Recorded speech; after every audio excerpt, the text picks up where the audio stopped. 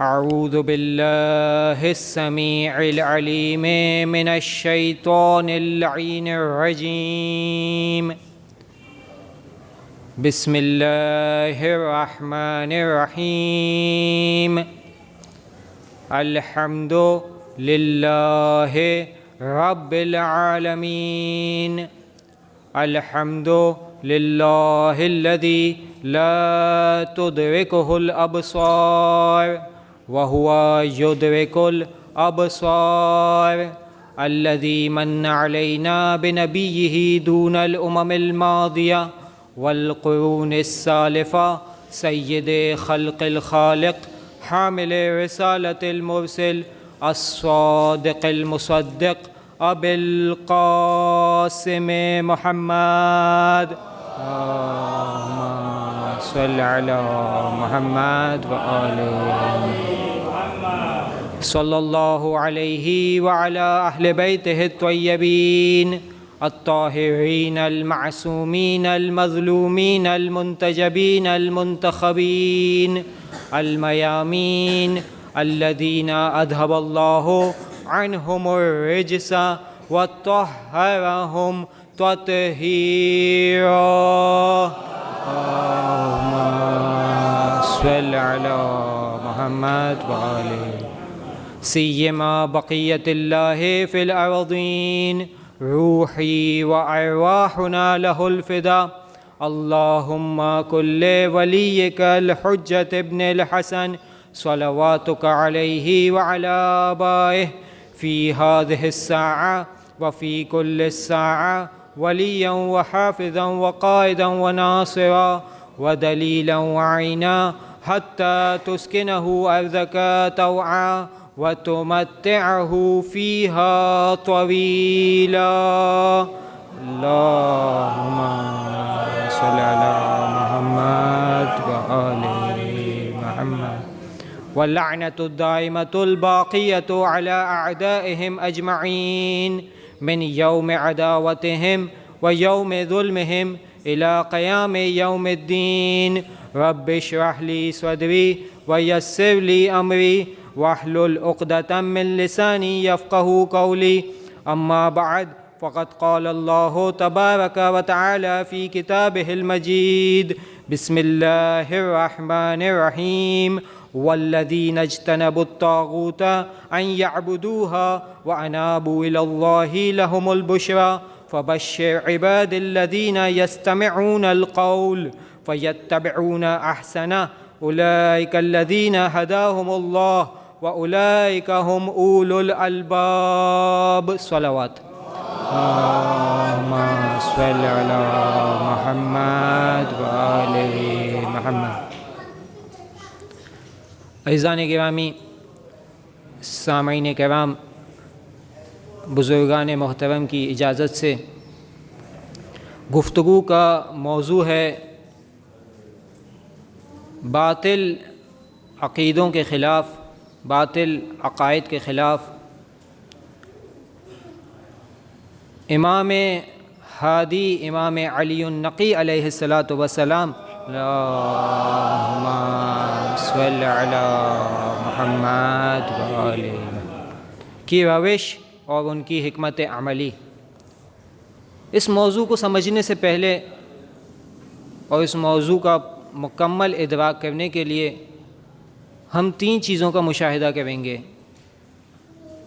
سب سے پہلے تو یہ دیکھیں گے کہ خود عقیدے کی کیا اہمیت ہے، تب جا کر یہ سمجھیں کہ باطل عقیدہ کیا ہے.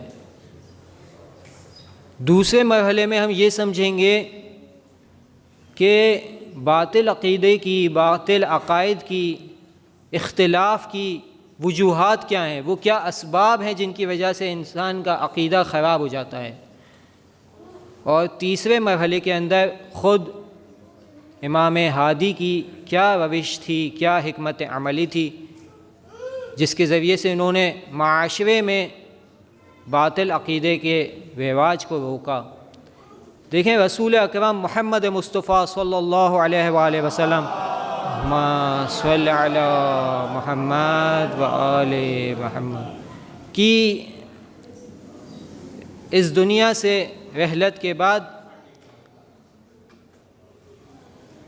مختلف جگہوں پر، مختلف مقامات پر رسول کی رحلت کے بعد سے ہی، رسول کی آنکھ بند ہوتے ہی جعلی روایات کی ایک فیکٹری کھل گئی تھی، کارخانہ کھل گیا تھا۔ حتیٰ رسول کی بیٹی کے سامنے بھی جعلی روایت پیش کی گئی۔ اس کے علاوہ بھی رسول صلی اللہ علیہ وآلہ وسلم کی سچی احادیث کو بیان کرنے سے روک دیا گیا، جس زمانے کو ہم کہتے ہیں عہد منع حدیث، کہ حدیث کو بیان کرنے سے منع کر دیا گیا۔ اصحاب پر پابندی لگا دی گئی کہ حدیث کو بیان نہ کیا جائے، جس کا فائدہ کس نے اٹھایا؟ دوسرے جو اہل کتاب تھے، یہودی اور نصرانی، انہوں نے موقع سے فائدہ اٹھایا اور لوگوں کے درمیان اپنی تحریف شدہ کتابوں سے واقعات، انبیاء کے قصے، من گھڑت باتیں، جیسے حضرت داؤد کے بارے میں کہ حضرت داؤد نعوذ باللہ کسی کے عشق میں گرفتار ہو گئے تھے، یہ اسلام کی کتابوں کے اندر آپ کو جو روایات نظر آتی ہیں وہ نعوذ باللہ منسوب جو ہوتی ہیں حضرت داؤد سے، وہ کہاں سے آئی ہیں؟ وہ یہی اسرائیلیات ہیں کہ جو رسول صلی اللہ علیہ وآلہ وسلم کے زمانے کے بعد حدیث کو بیان کرنے پر جب پابندی لگا دی گئی تو وہ اہل کتاب، وہ نصرانی اور وہ یہودی اور عیسائی کہ جنہیں موقع مل گیا، وہ آ کر انبیاء کے تحریف شدہ قصے اور ان کے ذریعے سے مختلف روایات کو اسلام کے اندر پیش کرتے رہے۔ تاریخ اس بات کی گواہ ہے۔ حتیٰ جو اہل سنت کی کتاب ہے صحیح بخاری، اس کے مؤلف یہ کہتے ہیں کہ میرے پاس 10 لاکھ احادیث کا انبار موجود تھا، جس کی میں نے گویبال کے ذریعے سے چھانٹی کی، صفائی کی، تب جا کر 2500 یا اس سے زیادہ احادیث بچتی ہیں۔ خود ان کے علماء اس بات پر پریشان ہو گئے تھے کہ یہ لاکھوں احادیث، اتنی احادیث تو کوئی عام آدمی بھی قبول نہیں کرے گا کہ رسول صلی اللہ علیہ وآلہ وسلم کی 63 سال کی زندگی میں جو بھرپور جنگوں پر مشتمل ہے، اور جنگیں اتنی زیادہ تھیں کہ اللہ کے رسول کی احادیث ممکن نہیں ہے کہ اس قدر زیادہ ہو سکیں۔ کیوں؟ ایک کارخانہ شام تھا، کارخانہ شام کے اندر حدیثیں مسلسل طریقے سے گڑھی جا رہی تھیں اور بنائی جا رہی تھیں، جس کا نقصان خود مسلمانوں کو ہو رہا تھا اور مسلمانوں کو علم نہیں تھا۔ عقائد انہی احادیث سے بنا کرتے تھے۔ خوب عقیدہ، کیا عقیدے کو اور بلیف کو ہم اپنے اعتبار سے آزادی کر کے ہم نہیں مان سکتے کیا؟ نہیں، اسلام اجازت دیتا ہے، آپ خود سوچیں، فریڈم دیتا ہے تھاٹ کی، سوچنے کی، فکر کی، عقائد کے معاملے میں۔ قرآن مجید کی سورہ بقرہ کی آیت ہے لا اکراہ فی الدین قد تبین الرشد من الغی، کہ دین کے اندر کوئی جبر نہیں ہے، کوئی سختی نہیں ہے۔ دین کو اپنانے کے اندر، عقیدے کو اپنانے کے اندر کوئی سختی نہیں ہے، کوئی جبر نہیں ہے۔ قد تبین الرشد من الغی، ہدایت تو واضح ہو چکی ہے ضلالت اور گمراہی کے مقابلے میں۔ تو جہاں سورہ بقرہ کی 256ویں آیت ہے یہ، تو جہاں پروردگار عالم یہ کہہ رہا ہے کہ دین میں کسی قسم کا کوئی جبر نہیں ہے، دین کو اپنانے میں، عقیدے کے اندر کسی قسم کا کوئی جبر نہیں ہے۔ ہاں جب فقہ میں آ جاتے ہیں تو فقہ میں جیسا خدا نے کہا ہے ویسا ہی عمل کرنا ہے۔ انسان ایک ایسی جگہ پر ہو جہاں پر اس کے لیے پانی میسر نہ ہو، جائز پانی میسر نہ ہو، لیکن اس کے پاس غصبی پانی ہو، غصبی پانی کی پوری ٹنکی موجود ہو، اسے طہارت کرنی ہے، طہارت شرعی حاصل کرنی ہے، وضو یا غسل کرنا ہے، اس کے پاس حلال پانی نہیں ہے، غصبی پانی ہے۔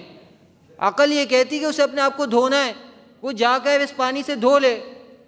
خدا کہتا ہے نہیں، مٹی لو اپنے منہ پہ مارو۔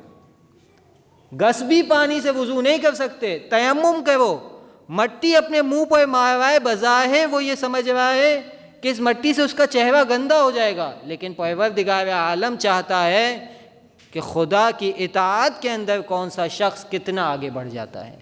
صلوات پڑھے محمد و آل محمد پر، اللہم صلی علی محمد و آل محمد۔ تو جب تک انسان اپنی تھاٹس میں، اپنے نظریات میں، اپنے فکر کے اندر سوچتا ہے تو خدا نے اجازت دی ہے عقیدے کے اندر انسان عقل کو استعمال کرے اور برہان اور استدلال سے، لاجک اور ریزننگ سے دین کے عقائد کو اپنائے۔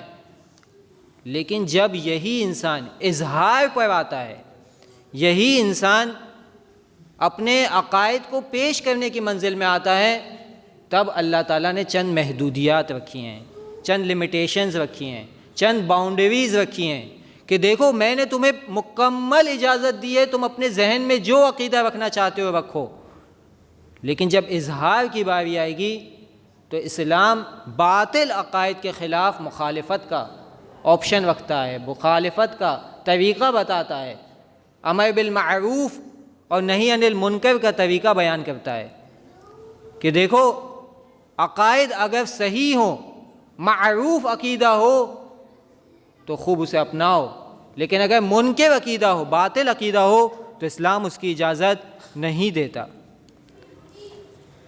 تو امر بالمعروف مختصر طریقے سے اگر ہم اسے سمجھیں تو جب انسان کسی باطل عقیدے کو دیکھے تو اسلام نے بتایا، امر بالمعروف اور نہی عن المنکر کا طریقہ بتایا ہے، 3 مراحل بتائے ہیں صرف الفاظ کو مختصر طریقے سے بیان کر کے، چونکہ امر بالمعروف اور نہی عن المنکر پورا ایک موضوع ہے۔ سب سے پہلے انسان کے دل میں انکار ہونا چاہیے باطل عقیدے کے خلاف، انکار قلبی، دل کا قلبی انکار، انسان کہے دل سے بیزاری کا اظہار کرے۔ اس کے بعد اگر اس کے لیے تھوڑا سا اور ممکن ہے تو لسان سے، زبان سے انکار کرے۔ جو تیسرا مرحلہ ہے وہ محل گفتگو ہے، فزیکل انکار، عملی انکار عملی۔ پہلا انکار قلبی تھا، دوسرا انکار لسانی، تیسرا انکار عملی۔ فزیکلی انسان انکار کیسے کر سکتا ہے؟ کیسے انکار عربی والا، یعنی کیسے نہی عن المنکر کر سکتا ہے، کیسے روک سکتا ہے سامنے والے کو؟ تو اس کے لیے اسلام نے چند محدودیات رکھی ہیں کہ جب انسان عملی طور پر انکار کرنا چاہے تو اس کے بھی طریقے ہیں۔ مثلا مثال کے طور پر ایک انسان دیکھتا ہے کہ میں کسی کے باطل عقیدے کو سنوں گا تو باطل عقیدے کو سنتے ہی میں جب آنکھوں کو بھر کر غصے میں اسے دیکھوں گا تو اسے غصے میں دیکھنے کے ذریعے سے ہی وہ سیدھا ہو جائے گا، اتنا اس کے لیے کافی ہے۔ اس سے بڑھ کر اگر میں اس کی مجلس سے یا اس کی محفل سے یا اس کے درس سے اٹھ کر چلا جاؤں گا تو اتنا ہی کافی ہے، یا یہ کہ میں اسے اس کے لباس کی وجہ سے، اس کے چہرے کی وجہ سے ٹوکوں گا تو اس کا عقیدہ رواج پانے سے رک جائے گا۔ مثلا جب میں عراق گیا تو قافلے کے ساتھ ایک شخص تھا، وہ شخص یہ تبلیغ کر رہا تھا کہ جو بھی نماز کے اندر شہادت ثالثہ، آپ سب جانتے ہیں کیا چیز ہے، نماز کے اندر تشہد کے اندر اللہ کی گواہی کے بعد، رسول کی گواہی کے بعد مولا علی کی گواہی نہیں دیتا، نعوذ باللہ من ذالک، اس کی نماز باطل ہے اور اس نے حرام کام کیا، اس نے نہیں پڑھا یہ۔ اب خوب میں بھی وہاں پہ کھڑا ہوا تھا، میری عمر بہت کم تھی، میں مختلف استدلال کے ذریعے سے اسے سمجھانے کی کوشش کر رہا تھا، لیکن وہ نہ وہ سمجھ رہا تھا نہ قافلے کے دوسرے افراد۔ ایک بزرگ شخص جو بہت ایجڈ تھے، انہوں نے مجھے روکا اور روک کر کہا کہ اسے میں جواب دیتا ہوں۔ کہا لوگوں سنو، اس شخص کی تو داڑھی نہیں ہے، جس کی داڑھی نہیں ہو اس کی تو چاند کی گواہی قبول نہیں کی جاتی، احکام فقہی میں کیسے گواہی قبول کی جائے گی؟ صرف اتنا جملہ کہا، کوئی استدلال نہیں کیا، کوئی جدل نہیں کیا، کوئی برہان نہیں کیا۔ سارے قافلے والے کہنے لگے ہاں اس کی تو داڑھی نہیں ہے، یہ تو فاسق و فاجر ہے۔ تو کیا کیا اس نے؟ امر بالمعروف اور نہی عن المنکر کے اسٹائل کو پہچانا کہ کس وقت کیا بات کی جائے کہ فلاں شخص کا سامنے والے کا عقیدہ رواج پانے سے رک جائے۔ ان بزرگ ہستی جو مرحوم ہو چکے ہیں ان کی مغفرت کے لیے ایک مرتبہ صلوات پڑھیں محمد و آل محمد۔ اللہم صلی علی محمد و آل محمد۔ فزیکل عملی طور پر نہی عن المنکر کرنے کے اندر مراجع نے قید و قیود لگائی ہیں۔ مثلاً بانی انقلاب اسلامی رہبر کبیر آیت اللہ خمینی تحریر الوسیلہ میں فرماتے ہیں کہ جب تک انسان کے لیے لوور لیول کا امر بالمعروف اور نہی عن المنکر ممکن ہو وہ اس سے بڑے لیول پر نہیں جا سکتا۔ مثلا جس کے لیے دل سے انکار اور دل سے امر بالمعروف کرنا ممکن ہو اور اس سے اسے پتہ ہو کہ میں مثلا دل سے انکار کرتے ہوئے بیوی خود کی بدن کی کیفیت ایسی ہو جائے گی کہ سامنے والا رک جائے گا تو وہ لسان کی طرف نہیں جا سکتا، زبان کی طرف نہیں جا سکتا۔ جب اسے پتہ چلے کہ اگر میں زبان سے کہوں گا تو تاثیر کا احتمال ہے، اثر ہونے کا احتمال ہے، تو تب تک وہ تشدد کی طرف نہیں جا سکتا، وائلیشن کی طرف نہیں جا سکتا، مار پیٹ کی طرف نہیں جا سکتا۔ تیسرا جو مرحلہ ہے اس کے اندر پھر فرماتے ہیں کہ اس میں جہاں قتل کی بات آتی ہے، جہاں تشدد کی بات آتی ہے کسی کے باطل عقیدے کے خلاف، وہاں پر آپ کو جامع الشرائط فقیہ کی اجازت لینی پڑے گی۔ جیسا کہ آپ کو سلمان رشدی کے واقعے میں نظر آتا ہے کہ سلمان رشدی کے واقعے میں جامع الشرائط فقیہ نے، رہبر کبیر امام خمینی نے فتویٰ دیا کہ اس کا قتل واجب ہے، یہ واجب القتل ہے۔ اس کے علاوہ آپ کو اس طریقے سے حرج و مرج کی کیفیت نظر نہیں آئے گی کہ کسی کا باطل عقیدہ ہے تو جا کر اسے قتل کر دیا جائے، نہیں، جامع الشرائط فقیہ کی اجازت ضروری ہے۔ بالکل یہی نظریہ مرحوم آیت اللہ خوئی کا بھی ہے منہاج میں جلد 1 صفحہ نمبر 369 میں۔ تو تیسرے مرحلے کے اندر یہ ضروری ہے کہ جامع الشرائط فقیہ کی اجازت حاصل کی جائے۔ تو یہ عقیدہ ہے، عقیدے کی اہمیت کتنی زیادہ ہے، آزادی آپ نے سن لی، اس کی محدودیات آپ نے سن لی، خود عقیدے کی اہمیت کتنی زیادہ ہے۔ ہم جو بچوں کو سکھاتے ہیں اللہ ایک ہے، پنجتن 5 ہیں، امام 12 ہیں، معصوم 14 ہیں، انبیاء بہت سارے ہیں، یا 1,24,000 انبیاء ہیں، اسے معمولی نہ سمجھیں، اسے کم نہ سمجھیں۔ ہم جو عقائد بچوں کو سکھاتے ہیں وہ شاہ عبد العظیم حسنی، امام علی النقی، ہادی علیہ الصلوۃ والسلام، صلوات پڑھیں محمد و آل محمد، اللہم صلی علی محمد و آل محمد، کے سامنے پیش ہو کر اسی طریقے سے عقائد کو بیان کر رہے ہیں۔ یعنی آپ روایت کو دیکھیں گے تو آپ حیران ہوں گے۔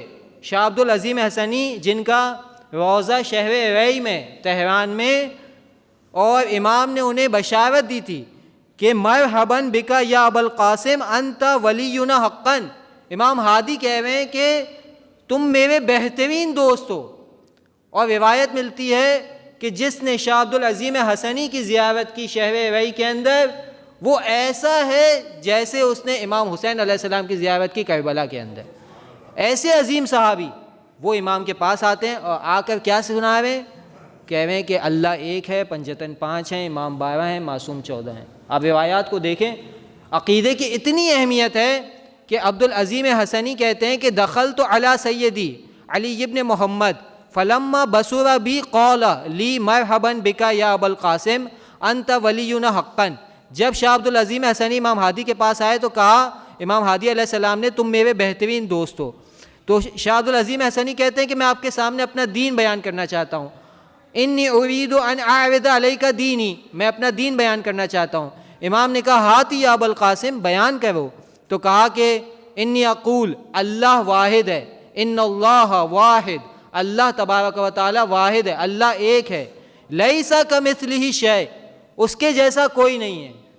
عزیزان گرامی دیکھیں، شاہ عبد العظیم حسنی جیسا عظیم صحابی امام کے پاس آ کر اپنے عقائد کی تائید لے رہا ہے کہ اللہ ایک ہے، اس کے جیسا کوئی نہیں ہے۔ یہاں لیس کمثلہ شیء، ہم تو اپنے عقائد کب سناتے ہیں؟ جا کر جب انسان مردہ ہو جاتا ہے، جب قبر میں دفن کیا جاتا ہے، تب اسے شانے ہلا ہلا کر کہتے ہیں کہ دیکھو یاد رکھنا اللہ ایک ہے، ان الموت حق، قیامت حق، امام حق، ولایت حق، پل صراط حق، یہ ساری چیزیں ہم قبر میں کہتے ہیں. شاہ عبد العظیم حسنی زندگی میں جا کر امام کو اپنے عقائد پیش کر رہے ہیں, امام کو اپنے عقائد کی تائید حاصل کر رہے ہیں امام سے. لیسا کمثلہ شیء, اس کے جیسا کوئی نہیں ہے. لیکن آج کا مومن وہ غالیوں کے اور غلو کرنے والوں کے جملوں کو سنتا ہے اور بہک جاتا ہے. یہی آیت قرآن مجید کی لیسا کمثلہ شیء, کہ خود اللہ کے جیسا کوئی نہیں ہے. ایک غالی ذاکر اور ایک بہکا ہوا ذاکر آتا ہے اور آ کر مومنین سے کہتا ہے دیکھو یہاں پر لیسا کمثلہ شیء ہے, یہاں پر مثلی بھی آیا ہے اور کاف بھی آیا ہے. کاف بھی عربی میں تشبیہ کے لیے آتا ہے. تو کوئی نہیں ہے مثلہ, اللہ کے جیسا. تو یہ کاف کیا ہے؟ تو وہ کاف کے بارے میں پھر یہ کہتا ہے, یہ مولوی کہتا ہے کہ کاف زائدہ ہے. جو زائدہ ہے وہ اللہ سے بعید ہے کہ وہ کوئی زائد ہے, وہ کوئی زائد کلام کہے. یہ مولوی کیسے کاف کو زائدہ کہہ سکتا ہے؟ اللہ وہ ہے کہ جو زائد کلام کہہ ہی نہیں سکتا. تو پھر اس کاف کا کیا مطلب ہے؟ تو پھر وہ یہ کہتا ہے اس کا مطلب یہ ہے کہ نعوذ باللہ من ذالک, کہ اللہ کے مثل اللہ کے مثل کے جیسا کوئی نہیں ہے. نعوذ باللہ من ذالک. اللہ کے مثل مولا علی ہے, تو اللہ کے مثل کے جیسا یعنی مولا علی کے جیسا کوئی نہیں ہے. نعوذ باللہ من ذالک. تو یہاں کیا کیا اس نے معنی کو, ایک تو خود جو سننے والے ہیں انہیں عربی کا ادراک نہیں ہے کہ وہاں عربی کے اندر جو کلام کے اندر کہا جاتا ہے یہ حرف زائدہ ہے, زائدہ کا مطلب یہ نہیں یہ ایکسٹرا ہے, زائدہ کا مطلب یہ نہیں یہ فالتو ہے. زائدہ کیوں کہا جاتا ہے؟ اس لیے کہا جاتا ہے تاکہ زیادہ تاکید لگائی جائے. مثلا آپ اردو میں کہتے ہیں کہ اللہ کے جیسا کوئی ہے ہی نہیں, تو اب یہ کوئی ہے ہی نہیں, یہ ہی کیا چیز ہے؟ آپ یہ بھی کہہ سکتے تھے اللہ کے سوا کوئی نہیں ہے, لیکن آپ نے کہا کوئی ہے ہی نہیں. یہ جو ہی لگایا ہے یہ تاکید لگا رہا ہے اور سامنے والے کو توجہ دلا رہا ہے کہ بھائی کوئی اس کے جیسا ہے ہی نہیں. تو پروردگار عالم اس کاف کے ذریعے سے عربی کے اندر جو زائدہ ہے, زائدہ کا مطلب یہ تاکید دے رہا ہے کہ اس کے جیسا کوئی ہے ہی نہیں, اس کے جیسا کوئی ہو ہی نہیں سکتا. پھر وہ امام کو پیش کرتے ہیں اپنے عقائد کہ رسولہ خاتم النبیین, اللہ کے رسول خاتم النبیین, ختم نبوت کا عقیدہ شاہ عبد العظیم حسنی اس زمانے میں جا کر امام ہادی کو پیش کر رہے ہیں. امامت کے بارے میں بتاتے ہیں کہ پہلے امام حضرت علی علیہ السلام, دوسرے امام حضرت حسن علیہ السلام, ثم الحسین, ثم علی ابن الحسین, ثم محمد ابن علی, ثم جعفر ابن محمد, ثم موسیٰ ابن جعفر, ثم علی ابن موسیٰ, ثم محمد ابن علی, ثم انت یا مولائی. کہ امام محمد تقی کے بعد آپ میرے امام ہیں, امام ہادی کو کہتا ہے. تو یہ عقیدے کا بیان قبر میں مردہ کو نہیں سنانا ہے. مردہ کو سنانا تو ہے ہی, وہ اس کے لیے اگرچہ کہ اس کی زندگی کے اندر اس کا عقیدہ سب سے اہم ہے, لیکن اس کے بعد بھی جب مرنے کے بعد جو سننے والے ہیں ان کو جو یہ کہا گیا ہے کہ جاؤ اس کے سامنے جا کر عقائد کا بیان کرو, اس کے شانے ہلاؤ, تو وہ تو اپنے اعمال کو ختم کر چکا. اگر وہ مومن تھا تو خدا کے نزدیک مومن محشور ہوگا. اگر وہ کافر تھا نعوذ باللہ, آپ اس کے جتنے بھی شانے ہلا کر اسے عقائد سنائے, اس کا عمل اور اس کا جو زندگی کے اندر عمل تھا وہ تبدیل نہیں ہوگا, اس کا نامہ اعمال تمام ہو گیا. یہ جو سنایا جاتا ہے اگرچہ کہ اگر مومن ہے تو وہ مردہ بھی سنتا ہے چونکہ زندہ ہے. وہ جو مومن شہید کہلاتا ہے وہ کون سا مومن ہے؟ جو محبت اہل بیت پر اس دنیا سے رخصت ہو جاتا ہے, وہ سب کے سب شہید ہیں. شہید زندہ ہے, وہ سن رہا ہوتا ہے, لیکن ساتھ ساتھ جو اس کے ساتھ آنے والے افراد ہیں انہیں بھی سنایا جا رہا ہے کہ دیکھو یاد رکھنا, اپنے عقیدے کو صحیح رکھنا, چونکہ یہ عقیدہ بہت اہم ہے. تو یہ شاہ عبد العظیم حسنی سامرا جا کر امام ہادی کو عقائد سنا رہے ہیں. تو کیا وجوہات ہوتی ہیں جن کی وجہ سے عقیدہ باطل ہو جاتا ہے؟ امام ہادی خود بیان فرماتے ہیں کہ وہ وجوہات جن کی وجہ سے انسان باطل عقیدے کو اپنا لیتا ہے, اس میں سے پہلی وجہ کیا ہے؟ اللہ کو بھول جاتا ہے, خدا فراموشی. ایک تو خود اپنے آپ کو پہچانتا نہیں ہے. امام ہادی ہی کی حدیث ہے کہ اللہ کے حبیب نے فرمایا من عرف نفسہ فقد عرف ربہ, جس نے اپنے آپ کو پہچانا اس نے اپنے خدا کو پہچانا. جب اپنے خدا کو نہیں پہچانتا تو وہ بہک جاتا ہے۔ خدا فراموشی وہ ایسی چیز ہے کہ جس کی وجہ سے انسان بہک جایا کرتا ہے۔ قرآن مجید میں سورہ حشر کی 19ویں آیت کو امام ہادی بیان کرتے ہیں، کہتے ہیں کہ وہ چونکہ امام ہادی کا زمانہ کیسا زمانہ تھا، دیکھیں ابھی جو عقائد کا انبار آپ کے سامنے ہے، میں اگر صرف لسٹ پیش کروں، میں لسٹ وقت کی کمی کی بنا پر پوری بیان نہیں کر سکتا۔ امام ہادی کا زمانہ باقی تمام ائمہ کے مقابلے میں انحراف کا اور خرافات کے زیادہ ہونے کا زمانہ ہے۔ ایسے ایسے عقائد، واقفیہ کا مذہب ہے، غلات کا مذہب ہے، مفوضہ ہے، جبریہ ہے، صوفیہ ہے، مجسمیہ ہے، اشاعرہ ہے، معتزلہ، سب مل کر اپنے اپنے عقائد کا انبار پیش کر رہے تھے۔ اس وقت ایک واحد امام معصوم امام ہادی آگے بڑھ کر ان سب باطل عقائد کو ختم کرتے ہیں۔ یہ کمال ہے آج جو آپ کے پاس شیعت محفوظ ہے، یہ معصومین علیہم السلام کا کمال ہے۔ اگر وہ نہ ہوتے تو آج ہم بھی اسی طریقے سے نعوذ باللہ من ذالک بہکے ہوئے ہوتے کہ سور کا دل جو ہے وہ انسان کے بدن میں لگا دیں تو وہ جائز ہے کہ جائز نہیں ہے۔ ان مسائل کے اندر گرفتار ہوتے کہ مکھی کو اگر یہاں پر مکھی نجاست لے کر آ جائے تو نماز باطل ہو جائے گی کہ نماز باطل نہیں ہوگی۔ عزیزان گرامی، یہ معصومین کا کمال تھا کہ ایسے ایسے عقائد، قرآن قدیم ہے یا حادث، قرآن بھی مخلوق ہے کہ مخلوق نہیں ہے، خلق قرآن کا مسئلہ۔ امام ہادی کے پاس ایک شخص آ کر کہتا ہے کہ مولا آپ یہ بتائیے کہ قرآن مخلوق ہے کہ مخلوق نہیں ہے۔ امام کہتے ہیں اسے چھوڑ دو، یہ بیہودہ گفتگو چھوڑ دو، یہ فضول گفتگو چھوڑ دو۔ خالق فقط خداوند متعال کی ذات ہے، اس کے علاوہ جو کچھ ہے سب کچھ مخلوق ہے۔ تم کن مسائل میں گرفتار ہو چکے ہو؟ امام نے اہل سنت کے افراد کے عقائد کو فوراً باطل کر دیا۔ شیعہ مذہب کے اندر بعض لوگ آتے ہیں اور آ کر کہتے ہیں کہ امام موسیٰ کاظم علیہ السلام مفوضہ کا گروہ تھا۔ اللہم صلی علی محمد وآلہ۔ وہ یہ کہتے تھے کہ 7ویں امام کے بعد امامت رک گئی ہے، 7ویں امام نعوذ باللہ من ذالک 7ویں امام زمانہ ہے، وہ غیبت میں چلے گئے۔ کیوں بھائی؟ ان کے بعد امام رضا علیہ السلام جو ہے وہ امام نہیں ہیں۔ کیوں؟ اس لیے کہ پہلی وجہ یہ ہے کہ امام موسیٰ کاظم علیہ السلام کا جنازہ پڑھا ہوا، نعوذ باللہ من ذالک، کوئی انہیں معصوم ہستی نے غسل نہیں دیا، تو اس کا مطلب وہ ان کا جنازہ نہیں تھا، امام تو غیبت میں چلے گئے تھے۔ آ کر امام ہادی سے سوال کرتے ہیں کہ آپ اپنے بابا کے بارے میں کیا کہتے ہیں؟ امام رضا علیہ السلام تو اس وقت 7ویں امام کے پاس موجود ہی نہیں تھے، تو اس کا مطلب معصوم کو تو معصوم غسل دے سکتا ہے، تو 8ویں امام کیسے امام ہے؟ امام نے جواب دیا، کیا تو بھول گیا مفوضہ گروہ کے بندے کو؟ کیا تو بھول گیا کہ جب تیرا ہی 3واں امام شہید ہوا تھا کربلا کے اندر، تو کربلا میں مولا حسین کی شہادت کے بعد انہیں غسل کس نے دیا تھا؟ انہیں دفن کس نے کیا تھا؟ انہیں کفن کس نے کیا تھا؟ امام سجاد بصورت اعجاز امامت زندان میں موجود ہونے کے باوجود، پاؤں میں بیڑیاں ہونے کے باوجود، ان سب چیزوں کو توڑ کر پہنچتے ہیں، اور تیرا اپنا بھی یہی عقیدہ ہے کہ امام حسین علیہ السلام کو انہوں نے دفن کیا، تو کیسے 3ویں امام کے بعد 4تھے امام کو مانتا ہے؟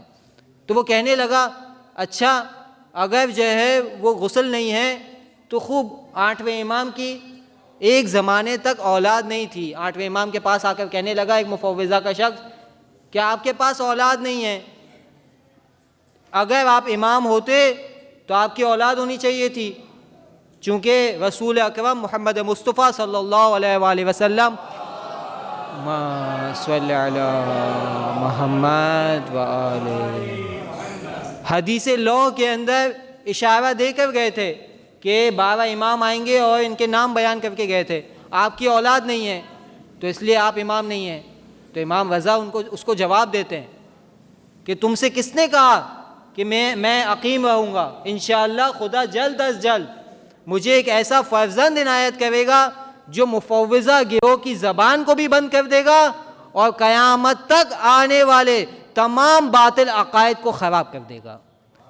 تو یہ مفوضہ کے خلاف امام ہادی کی روش نظر آتی ہے۔ پھر امام چند طریقے بتاتے ہیں۔ پہلے ان طریقوں سے پہلے دوسرا جو مورد ہے کہ جو اختلاف کی وجہ بنتا ہے وہ فکر و معرفت کی گمراہی۔ انسان اپنی فکر کو صحیح نہیں رکھے گا تو ایسی صورت میں گمراہ ہو جائے گا۔ امام ہادی قرآن کی ایک آیت سے استدلال کرتے ہیں، قل هل ننبئکم بالاخسرین اعمالا الذین ضل سعیہم فی الحیاۃ الدنیا وہم یحسبون انہم یحسنون صنعا۔ کیا میں تمہیں ان لوگوں کے بارے میں بتاؤں کہ جنہوں نے نقصان اٹھایا؟ خدا کہہ رہا ہے حبیب آپ کہہ دیجئے کیا میں تمہیں ان لوگوں کے بارے میں بتاؤں کہ جو اعمال کے اعتبار سے خسارے میں رہے، وہ کہ جن کی فکر صرف دنیا سے ہی شروع ہوتی ہے، دنیا پر ہی ختم ہو جاتی ہے، ان کا پورا دن صرف اسی چیز پر لگتا ہے کہ پیٹ کو کیسے بھرنا ہے، تو ان کے عقائد خراب ہو جایا کرتے ہیں۔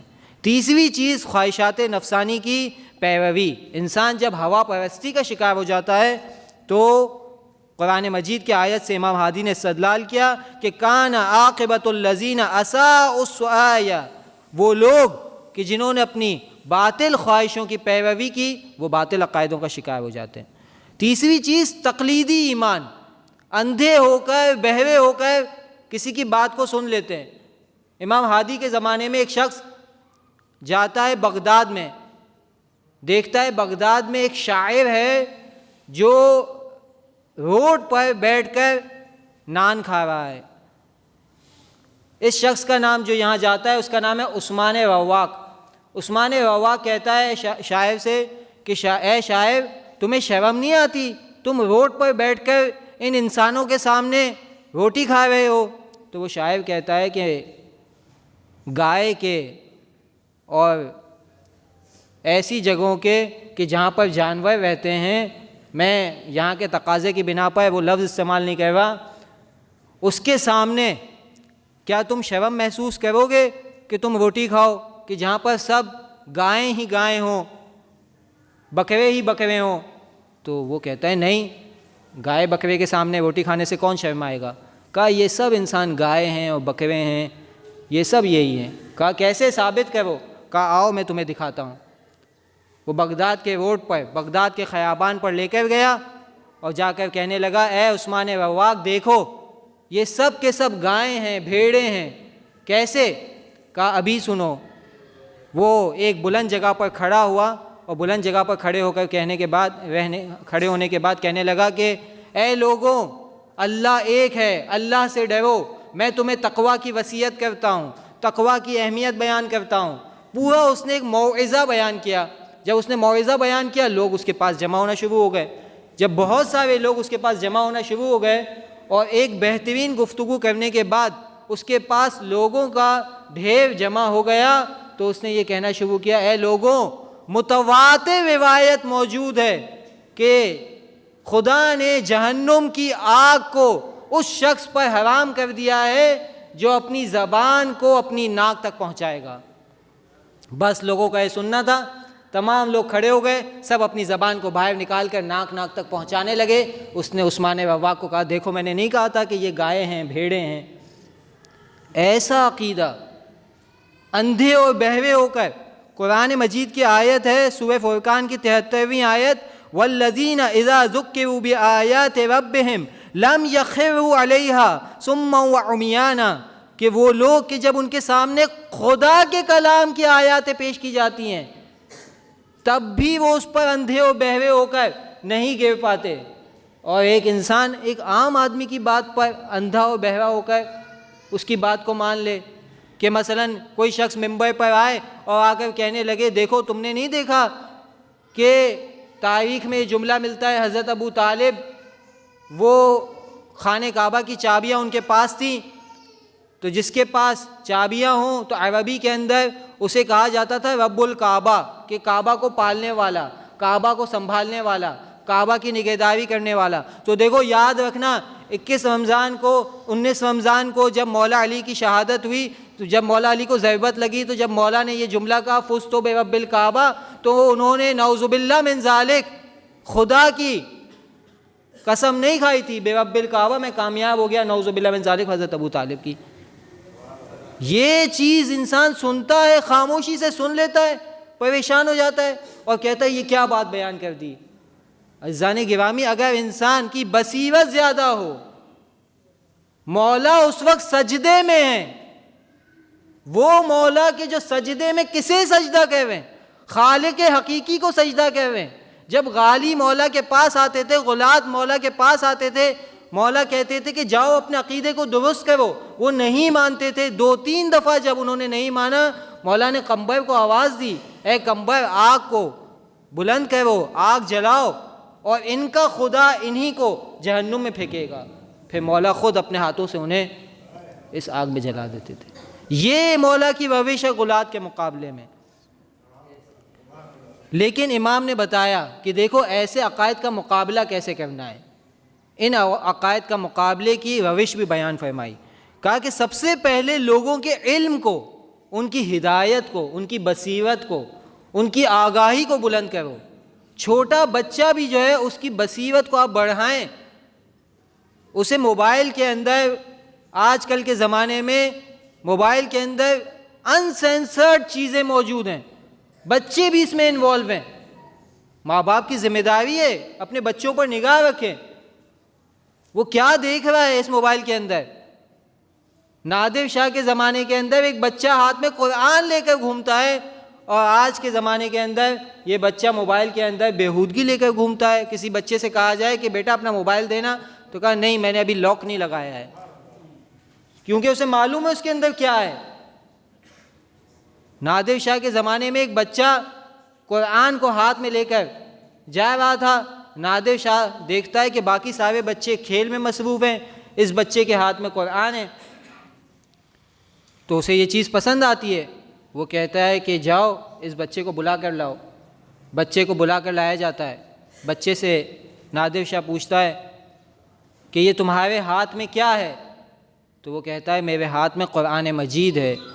نادر شاہ حیران ہو جاتا ہے، کہتا ہے اتنا چھوٹا سا بچہ، اس کے ہاتھ میں اللہ کا کلام موجود ہے، قرآن مجید موجود ہے، خوش ہو جاتا ہے۔ اس خوشی میں وہ ایک اشرفی اس بچے کو دیتا ہے اور کہتا ہے یہ میری طرف سے تمہیں انعام ہے۔ یہ بچہ یہ اشرفی واپس کر دیتا ہے، کہتا ہے مجھے یہ اشرفی نہیں چاہیے۔ نادر شاہ حیران، کہتا ہے تمہیں نادر شاہ دے رہا ہے، بادشاہ وقت تمہیں اشرفی دے رہا ہے، تم لینے سے انکار کر رہے ہو۔ تو وہ بچہ کہتا ہے کہ میری ماں مجھے ڈانٹے گی۔ کہتا ہے کہ کیوں ڈانٹے گی؟ کہا کہ میں یہ اشرفی لے کر جاؤں گا، میری ماں ڈانٹے گی۔ تو وہ کہتا ہے کیوں ڈانٹے گی؟ تو کہتا ہے کہ اس لیے کہ میں اس کو یہ بتاؤں گا کہ نادر شاہ نے یہ دیا ہے تو وہ مجھے ڈانٹے گی۔ تو نادر شاہ کہتا ہے کہ خوب، نادر شاہ نے دیا ہے تو اس سے تو وہ خوش ہوگی، یہ کیوں ڈانٹے گی اس چیز کے اوپر؟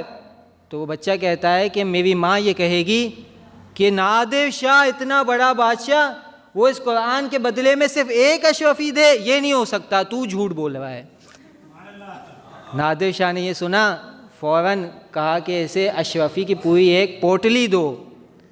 وہ اشرفی کی پوری پوٹلی جب اس کے ہاتھ میں آئی تو کہا اب تو تیری ماں غصہ نہیں کرے گی؟ کہا ہاں، اب قرآن کی اہمیت اور اس کی امپورٹنس اتنی زیادہ ہے کہ میری نظر کے اندر اس قرآن کے بدلے میں ایک اشرفی کافی نہیں ہے، میری ماں کی نظر میں ایک اشرفی کافی نہیں ہے کہ نادر شاہ جیسا بادشاہ جس نے اہل بیت کی محبت کو رواج دیا، قرآن کی محبت کو رواج دیا، وہ تمہیں اس قرآن کے بدلے میں ایک اشرفی دے۔ صلوات پڑھیں محمد و آل محمد پر، صلی علی محمد و آل محمد۔ تو امام نے پہلا طریقہ یہ بتایا کہ لوگوں کی، حتیٰ بچوں کی بھی ہدایت اور بصیرت کو بڑھایا جائے۔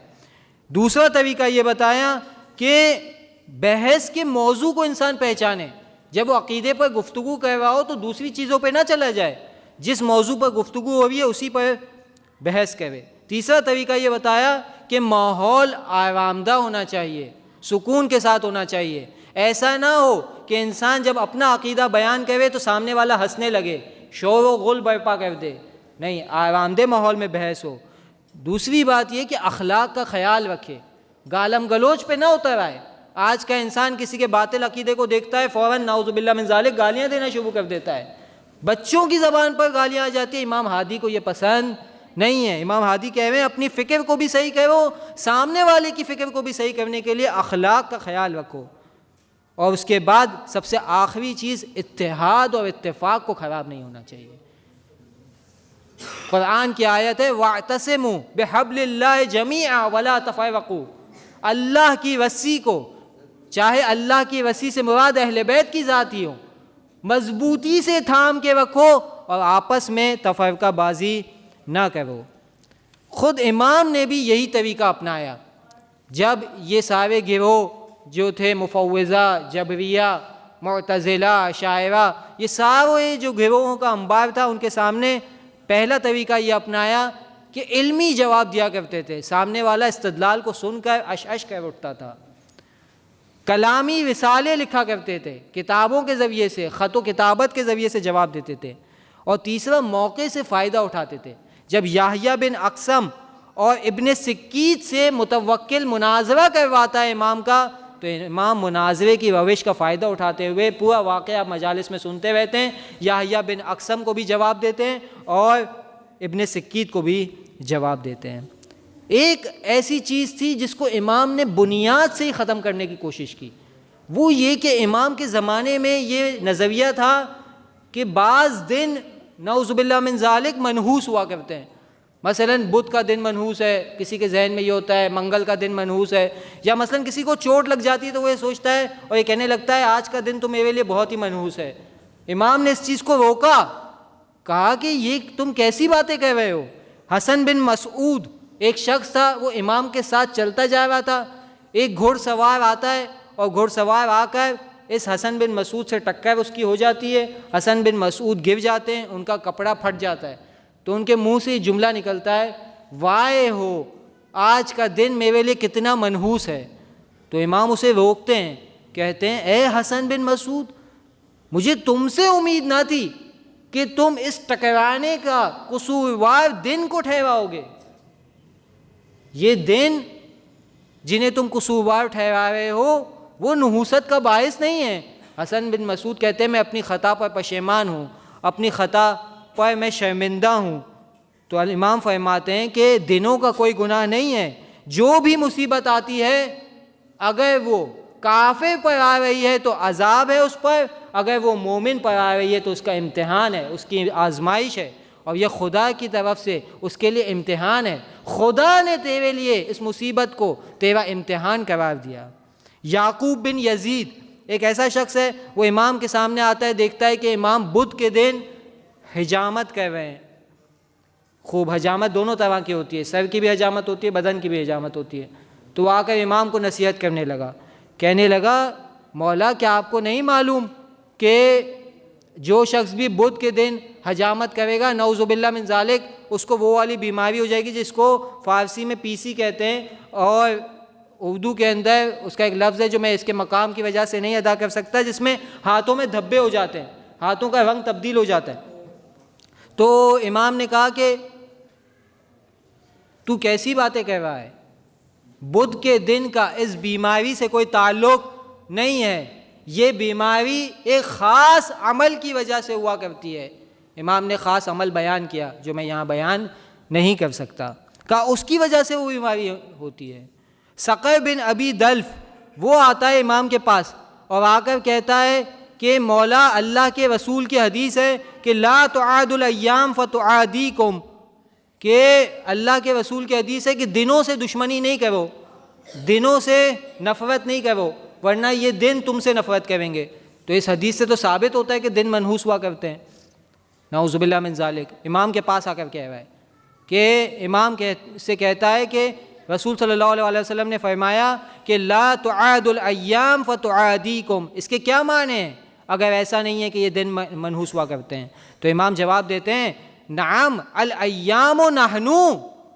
اس روایت کے اندر ایام سے مراد ہم اہل بیت کی ذات ہے کہ ہم اہل بیت سے نفرت نہ کرو, ہم اہل بیت سے دشمنی نہ کرو. پھر فرمایا کہ فالسبت اسم رسول اللہ, ہفتے کا دن تو اللہ کے رسول کا دن ہے. والاحد امیر المؤمنین, اتوار کا دن, یکشنبے کا دن تو مولا علی کا دن ہے.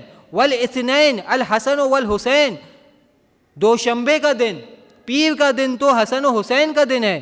والثلاث علی ابن الحسین و محمد ابن علی و جعفر ابن محمد. منگل کا دن، سے شنبے کا دن تو امام سجاد کا، امام باقر کا، امام جعفر کا ہے. اور پھر اس کے بعد فرمایا بدھ کا دن والاربعاء موسیٰ ابن جعفر و علی ابن موسیٰ و محمد ابن علی و انا، کہ بدھ کا دن 7ویں امام، 8ویں امام، 9ویں امام اور 10ویں امام کا دن ہے. اس کے بعد کہا کہ جمعرات کا دن والخمیس ابنی الحسن، جمعرات کا دن امام حسن عسکری علیہ السلام کا دن ہے. والجمعۃ ابن ابنی و الیہ، اور جمعے کا دن امام زمانہ، امام حجت کا دن ہے. صلوات پڑھیں محمد وآل محمد، ما صلی علی محمد وآلہ.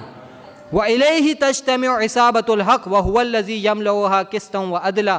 یہ ہستی وہی ہے جس کے ساتھ جمعے کا دن محشور ہے کہ وہ زمین کو عدل و انصاف سے ویسے ہی بھر دیں گے کما ملئت ظلم و جورا، جیسے وہ ظلم و جور سے بھری ہوئی ہوگی. پھر فرمایا وَهَذَا مَعْنَى الْأَيَّامِ، دنوں سے مراد یہ تھا فَلَا تُعَادُوهُمْ فِي الدُّنْيَا، ہم اہل بیت سے دشمنی مت کرنا دنیا کے اندر.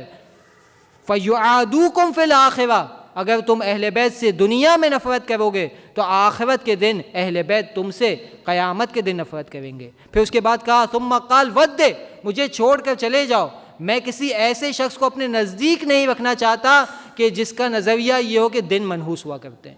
امام نے ایسے عقیدے کو ختم کر دیا. آپ دیکھتے ہیں کہ کتنے بہترین طریقے سے امام نے عقائد کو روشن کیا اور باطل عقائد کو ختم کیا. حتیٰ زیارت جامعہ جو امام ہادی صاحب کو ملتی ہے اس کا تذکرہ ضرور کروں گا. وہ تذکرہ اس لیے کہ اس کے اندر امام نے اپنے بہترین عقائد کو بیان کیا ہے. یہیں پر ہم اپنی گفتگو کا اختتام کرتے ہیں. ربنا تقبل منا انک انت السمیع العلیم وتب علینا انک انت التواب الرحیم. سورہ فاتحہ کی گزارش ہے سید امیر حسن والسید کاظم حسین زیدی کے لیے، اور آپ تمام کے تمام مرحومین کے لیے، شہدائے ملت جعفریہ کے لیے، ان مرحومین کے لیے جن کے لیے فاتحہ پڑھنے والا کوئی نہیں ہے، اور وہ تمام مرحومین کے جو شرکائے درس کے مرحومین ہیں، ان سب کے لیے رحم اللہ من قرأ الفاتحہ. بسم اللہ الرحمن الرحیم. الحمد للہ رب العالمین الرحمن الرحیم مالک یوم الدین ایاک نعبد و ایاک نستعین اہدنا الصراط المستقیم صراط الذین انعمت علیہم غیر المغضوب علیہم ولا الضالین. بسم اللہ الرحمن الرحیم. قل هو اللہ احد اللہ الصمد لم یلد ولم یولد ولم یکن له کفوا احد. بسم اللہ الرحمن الرحیم. قل هو اللہ احد اللہ الصمد لم یلد ولم یولد ولم یکن له کفوا احد. بسم اللہ الرحمن الرحیم. قل هو اللہ احد اللہ الصمد لم یلد ولم یولد ولم یکن له کفوا احد. اللهم اغفر للمؤمنین والمؤمنات والمسلمین والمسلمات الاحیاء منهم والاموات. اللهم تاب بیننا وبینهم بالخیرات انک مجیب الدعوات انک علی کل شیء قدیر برحمتک یا ارحم الراحمین.